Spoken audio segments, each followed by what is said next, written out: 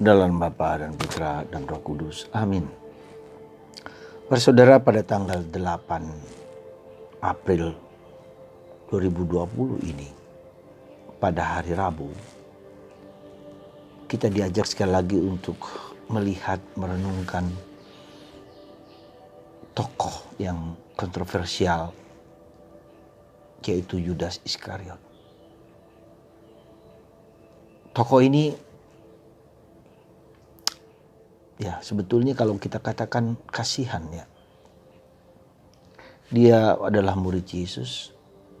Dia mengikuti katakanlah perjamuan terakhir bersama teman-temannya.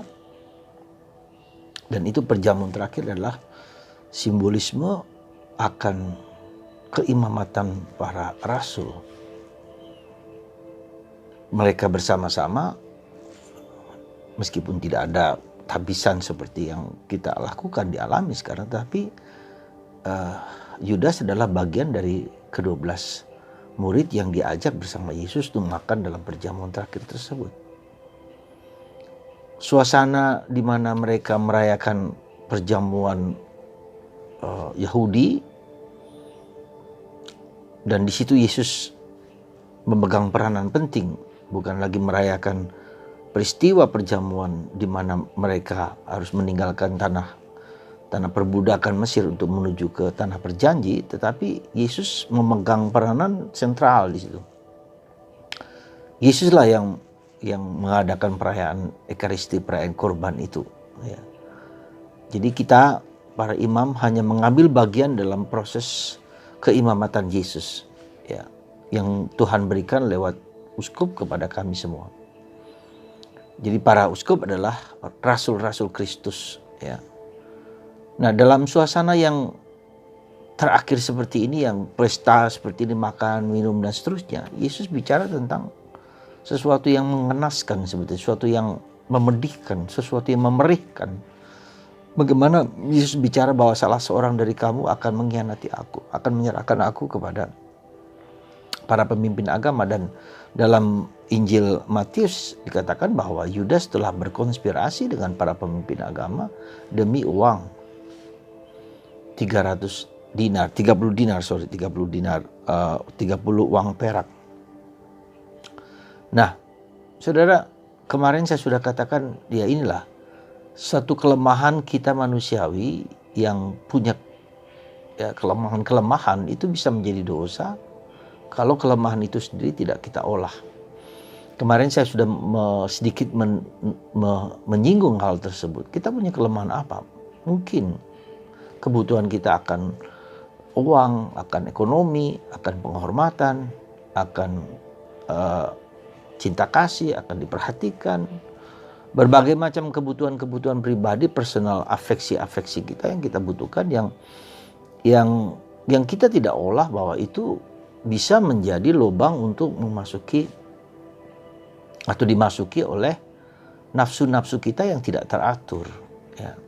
Nah, di dalam tradisi hidup rohani, orang dilatih untuk mengenal apa yang disebut dengan keinginan yang tidak teratur ini. Keinginan yang akhirnya itu mendikte, mengontrol hidup kita. Jadi kebutuhan itu orang menjadi adiktif. Orang menjadi kecanduan adiktif, ketergantungan pada sesuatu, entah obat, entah makanan, entah benda, entah apapun juga untuk memenuhi hatinya yang kosong tersebut, hati yang lobang itu.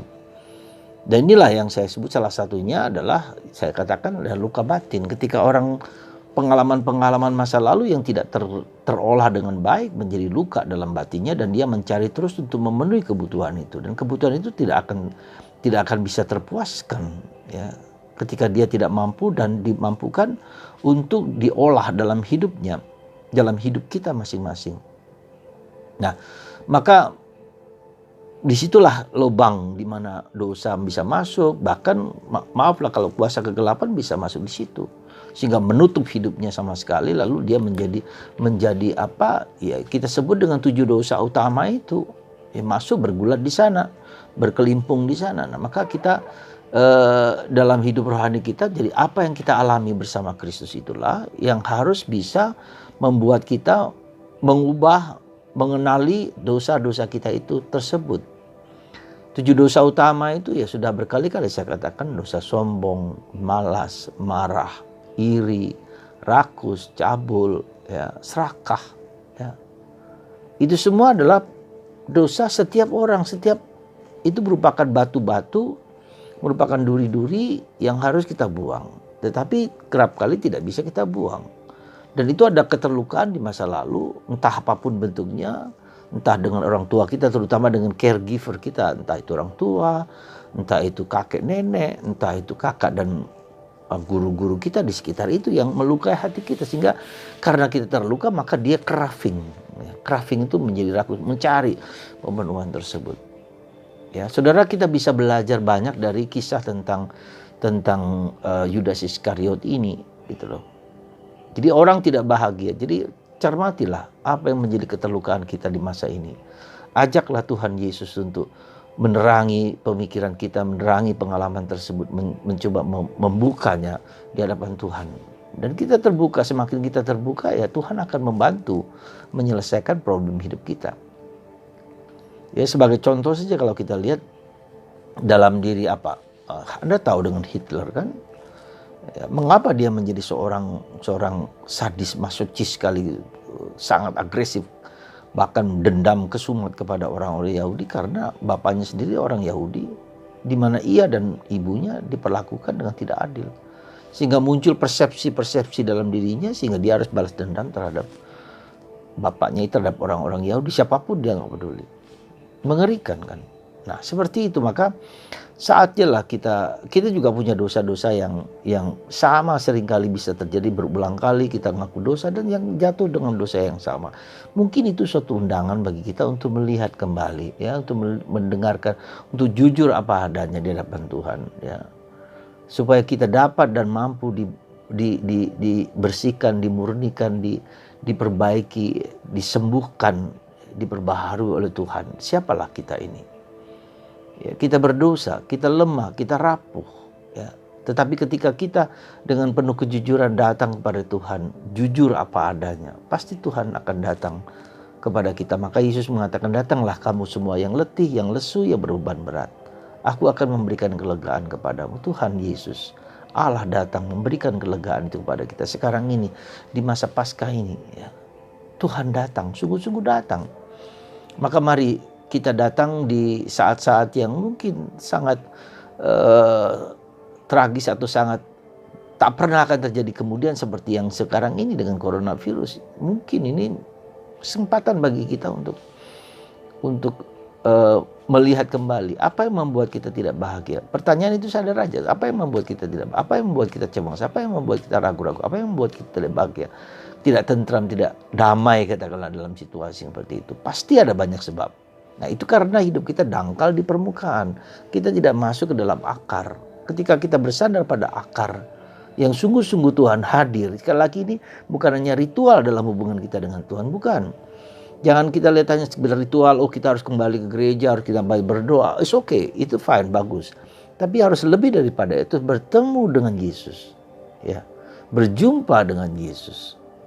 Ya, bersahabat dengan Yesus, mengambil kesempatan untuk sungguh-sungguh diam, untuk sungguh-sungguh hening, untuk sungguh-sungguh bertanya gitu, mengeluh, menangis, mendesah, lihat bertanya, sungguh-sungguh kita. Jadi bukan hanya itu peristiwa orang lain yang kena coronavirus dan segala macam. Jangan seperti itu, tapi saya sendiri, apa yang kena pada mereka, itu kena juga pada saya. Jadi kepedihan hati banyak orang itu kepedihan hatiku. Dan kalau itu sungguh terjadi, maka kita sungguh-sungguh dapat masuk dalam hidup kita, batin kita yang terdalam. Saudara, mari Paskah ini jangan kita lalui dengan begitu saja, dengan seperti mungkin sikap-sikap kita yang lalu. Mungkin ada baiknya juga kita mulai merefleksi, introspeksi juga. Ada YouTube saya tentang ibadat tobat. Coba dilihat kembali. Ada 7 dosa-dosa tersebut. Satu saja lah, nggak usah banyak-banyak. Satu saja, mungkin kesombongan. Kayak mungkin saja. Saya mudah marah, bisa saja, atau malas dalam banyak hal. Itu saja salah satu. Nggak usah banyak-banyak, nggak usah kita begitu gelisah dengan semua dosa. Satu saja. Nanti akan membuka yang lain-lain, akan terbuka, akan saling connectedness dengan yang lain. Saudara, mari Kita belajar dari Yudas, karena hidupnya Yudas akan mengerikan. Dia akan gantung diri, dia akan kecewa, dia akan marah, dia akan putus asa karena menyerahkan Tuhan sendiri. Saya bisa bayangkan, bisa mengerti Tuhan yang dia puji, yang dia sembah, tapi kemudian dia sendiri tergoda oleh makanan iblis. Ya boleh dikatakan iblis lah, boleh dikatakan karena mungkin harapan kecewaan, lalu dia kecewa dan tidak terpenuhi, lalu uang yang dia pakai dan segala macam yang semua tidak dapat terpenuhi. Kasihan kan? Semua dengan kita juga, kita semua tidak bisa memenuhi semua kebutuhan kita. Maka kita berdamai dengan kekurangan tersebut. Gak bisa semua disembuhkan. Maka Paulus mengatakan, Tuhan, aku ingin duri ini diambil. Tuhan bilang, enggak, kasihku padamu cukup. Jadi apa yang mau saya sampaikan juga kedua adalah pengalaman Tuhan yang mengasihi kita. Jadi cinta Allah itu cinta ilahi gitu loh. Nah, kita harus masuk ke dalam sana, cinta ilahi yang Tuhan berikan kepada kita, yang tidak bukan karena kehebatan kita, bukan karena kejagoan, ketidakberdosaan, kesucian, tidak, tapi karena cinta ilahi yang Tuhan curahkan kepada kita. Nah, kita menangkap nggak itu? Ya, itu kita akan menangkap kalau hati kita itu menjadi tanah yang subur, menangkap, menyelami. Tapi juga ada aspek dari diri kita yang memang harus kita berikan. Dengan apa? Kita diam, kita sujud, kita lihat itu semua gitu loh. Sehingga akhirnya kita diberi waktu, kesempatan untuk bersujud, menyembah dan melihat, mengalami Tuhan yang penuh cinta. Dan kalau sudah mengalami itu, nanti pelan-pelan Tuhan akan mengubah hidup kita. Saudara, mari kita dengan penuh harapan menyongsong hari-hari yang tidak menyenangkan ini. Suatu tanda, suatu undangan, suatu invitation, suatu panggilan untuk masuk ke dalam diri kita yang terdalam. Untuk semakin mencintai orang lain dengan cinta yang Tuhan berikan kepada kita. Love awakened by love. Jadi cinta dibangunkan oleh cinta. Tuhan mencintai Anda, Tuhan mencintai aku dengan segala dosaku.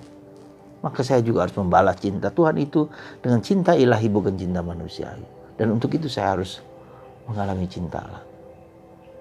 Semoga pekan yang sangat suci ini membuat Anda tersentuh oleh roh yang menggerakkan hati kita bersama. Dan itu tanggung jawab kita bersama untuk mencapai kesempurnaan cinta dalam hidup kita. Semoga Tuhan memberkati Anda. Bagi Anda yang menderita, yang kepedihan, yang sulit, diberkati oleh Allah yang Maha Kuasa, Bapa dan Putra dan Roh Kudus. Amin.